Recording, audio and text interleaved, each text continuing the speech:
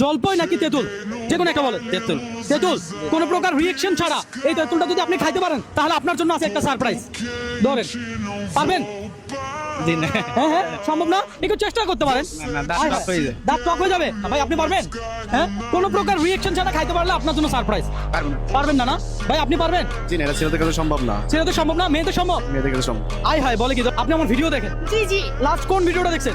আমি লাস্ট আপনার ওই যে রিক্সাওয়ালাকে ওই যে জলপাই খাওয়ার একটা ভিডিও দিছিলেন যে হ্যাঁ। উনি জলপাই খাচ্ছিল আর টাকা নিচ্ছিল 20 টাকা করে, ওইটা দেখছি। পারবেন? জলপাই নাকি তেঁতুল? জলপাই পারবে, উনি পারবে। আপু তুমি তো টকাইতে পারো না। আচ্ছা আচ্ছা, টকাইতে পারেন না। আচ্ছা দেখা যাক, আমরা দেখবো কোন প্রকার রিয়েকশন ছাড়া জলপাই খাওয়া পসিবল হয় কি না। আমরা দেখবো। উনি ফুল কনফিডেন্স কিন্তু না, একদম। ওনার কনফিডেন্স লেভেল হাই। পারবে। হ্যাঁ হ্যাঁ, পুরোটা খাইতে হবে। পুরোটা খাইতে পারলে আপনার জন্য একটা সারপ্রাইজ। রিয়েকশন থাকা যাবে না। হ্যাঁ, চোখের পাপড়ি বসছে। চোখের পাপড়ি পড়ছে। দেখা যাক।